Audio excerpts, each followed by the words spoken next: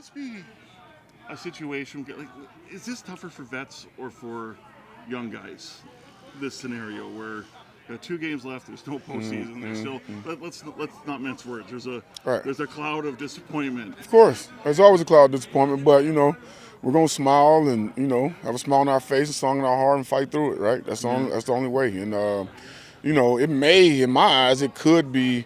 You would think it would be tougher for a vet than it would be a young guy, because a young guy, most of the young guys, probably their first, second year or what have you. But I think everyone feels it. To a certain degree, everyone feels it. Like you said, maybe the vets a little bit deeper than others, especially guys that feel like they don't have much time left in the game and what have you, and want to make the playoffs, want to have the opportunity to win a Grey Cup. So I think it's tough on everybody, but yeah, it could be the older vets for sure. Can that youthful exuberance, because they're still excited about playing the game, right? Correct. Happy to be here, kind of thing. Correct. And put good stuff on film. Can a vet draw off of that?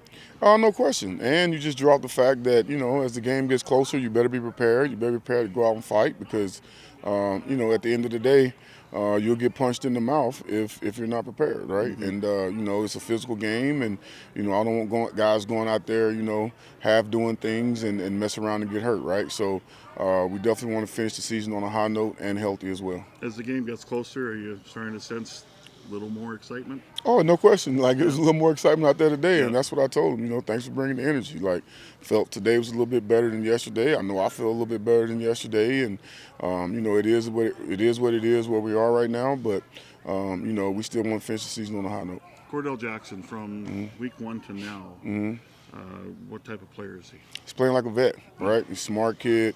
He's playing like a vet, very instinctual. Communicates well with the guys to the field, and like I said before, I'm glad to have him on our team. I think he was the guy that Swerve told us about, a long time ago. I think they played at Austin P together, and then they used to compete all the time. And I think we went and pulled him up from the indoor league or something like that. And he's been a breath of fresh air for sure on the team. When Mark Lewis got hurt in that late July game against Hamilton, you put Devondrick Bynum in, and people. Not in here, but people are like, oh, interesting. Right. Worked out just fine, it seemed like. Right. Well, it's crazy because when you look back at camp and all of that, I think Devondrick and KJ were basically fighting for that field half position. And I think it was up in the air as to which guy we were going to be able to keep. Not that we didn't want to keep both, but, which guy we were going to be able to keep. And, luckily it worked out. We were able to keep both. And like you said, when Marcus Lewis went down the Hamilton game, now you have both of them on the same side. So, I know the other night, I think the Johnson kid, number 3 I think that's his name, from Sask, made a pretty good play against Bonham, where he out-jumped him.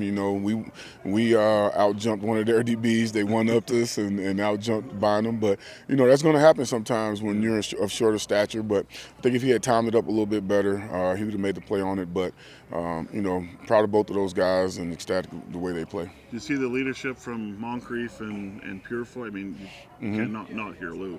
Right. But right. do you see it having a positive effect on those two? No question. And then those guys are just being who they are as well, too. I mean, both of those guys were, in my opinion, were good people before they came through the door. And I think just being around the right guys is going to help them grow and learn how to be leaders as well. The difference from with Zach Mathis from start 1 to start 2, noticeable.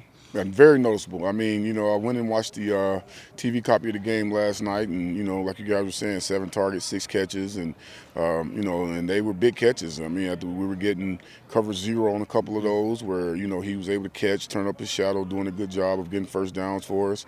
One right before the half, before we ended up turning the ball over on a knee interception. I thought he went up and made a high grab that Mac put it up high where only he could get it, and he was able to come down with it. So you can definitely see the confidence in him growing game by game, which is good to see. One thing we saw with the offense, maybe we didn't see it enough in the 2-game series with Winnipeg.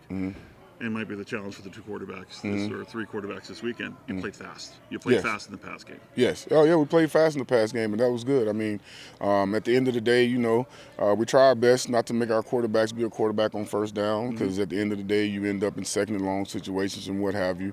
But, the plan in some of those games was to try to run the ball, try to be physical. And, but then we get to a point where you're forced to throw the football, especially if you get down early. I think we're down 17 or 20-something points early, and then now you're forced to have to throw the football. But, I felt like all season long, definitely in the pass game with the receivers, they definitely play fast. Even sometimes when we're making mistakes, at least we're playing fast.